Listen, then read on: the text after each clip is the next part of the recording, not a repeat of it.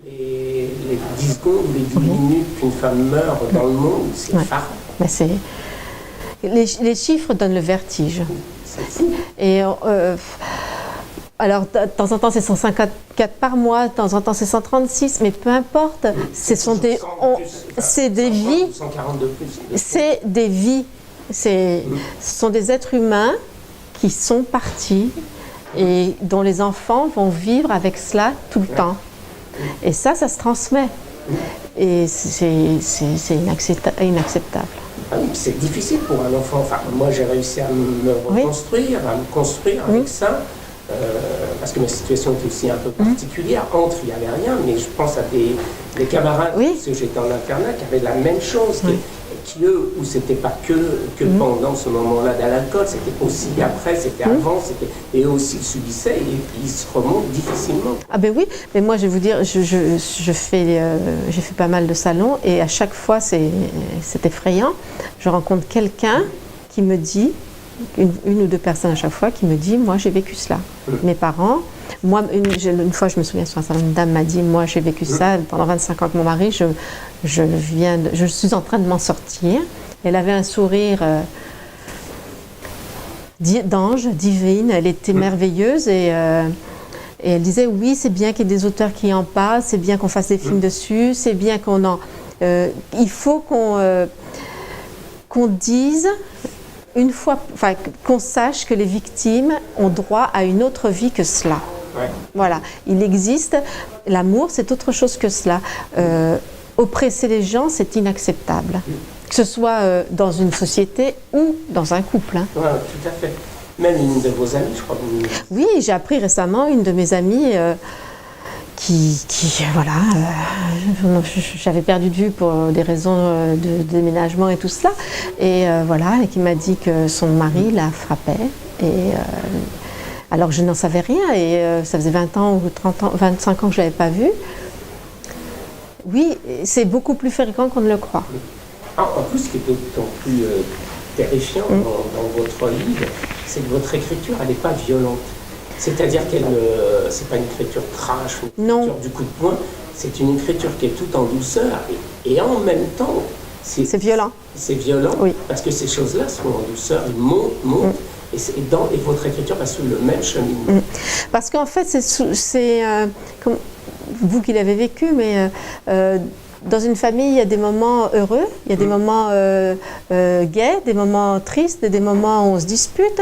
Et la vie, en fait, la vie est comme ça. Tout est mélangé. C'est pas toujours violent, c'est pas toujours. Évidemment, il y a des cas extrêmes, bien sûr. Mais donc j'ai une écriture, oui. Je dis avec une certaine légèreté des choses très graves, mais c'est pas pour autant que la réflexion n'est pas engagée, voyez. Oui. Enfin, je dirais pas que c'est une légèreté, c'est une espèce de... C'est pas de la légèreté, c'est un accès facile. Ouais, c'est comme un vent paisible, mais qui porte tant de choses. Voilà. C'est pas une tempête. Non. C'est pas un ouragan, et c'est pire. Oui, parce qu'en fait, on se laisse emporter, on se fait séduire par cela, et puis on se fait emmener, et puis tout d'un coup, c'est comme dans un conte, voilà, on arrive chez le monstre. Ah ben c'est ça, c'est d'ailleurs un conte. Ah mais pour moi, je l'ai construit comme un conte, et d'ailleurs la morale, enfin, il y a une morale à la fin.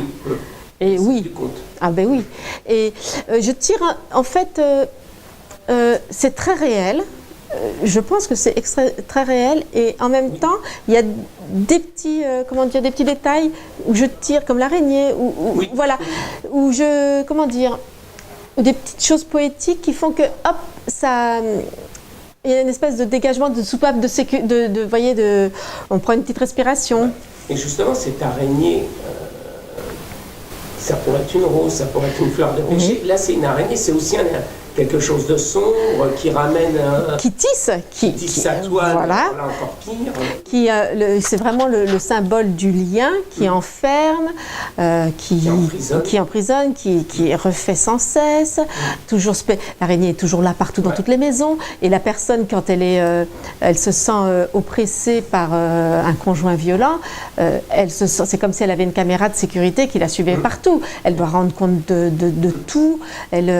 Donc elle a zéro liberté, elle est toujours observée. Et l'araignée, c'est un peu cela. Ouais. On ne sait pas si elle est bienfaisante, malfaisante, mais elle est toujours là. Oui, parce qu'au début, c'est elle qui la voit. Et donc, on se doute bien que c'est quelque chose à laquelle elle s'accroche.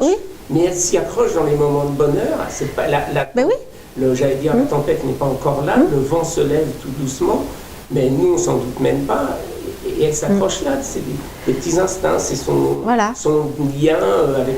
Ben parce que c'est la seule chose, enfin, dans cette maison impeccable où il n'y a rien qui règne, c'est peut-être le seul être vivant qui bouge et qui est... voilà, c'est des petites choses... je ne sais pas l'expliquer, enfin, je n'ai pas les mots pour l'expliquer, mais je sais bien le mettre en mots, mais je ne sais pas en parler. Est-ce qu'en même temps, vous montrez bien à la fois Kim qui arrive à se reconstruire, oui. Parce qu'il va retrouver sa sœur, et là, il y a une espèce de cocon qui va se reconstruire et le protéger. Oui, et sa sœur est formidable. Déjà, bon, elle est plus âgée, elle a pris du recul et elle est passée du côté de... Elle prend les choses en main pour que les femmes s'en sortent. Ouais.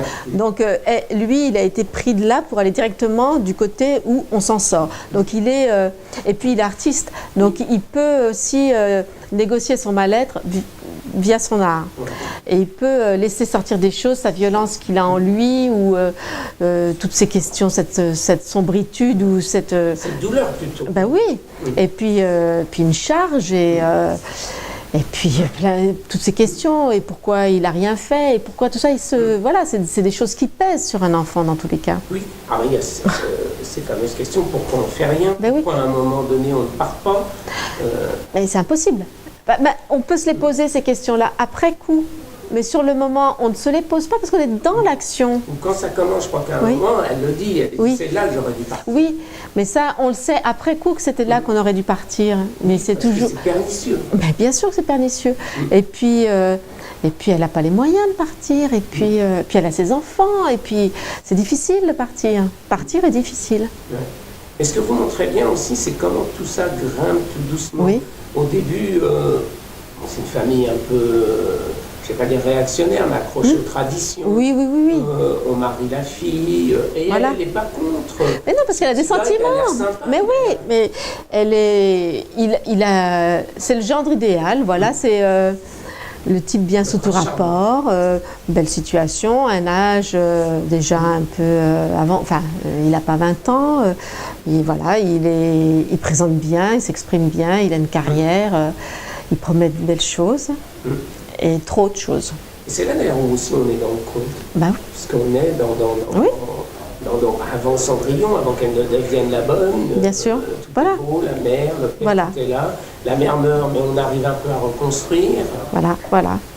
Mais oui, je pars des idées du conte, oui. Oui, quelque part, c'est vrai, c'est vrai. De ce bonheur qui est fracassé. Ben, bien sûr. Et puis que ça peut arriver à tout le monde. Et personne n'est à l'abri de cela.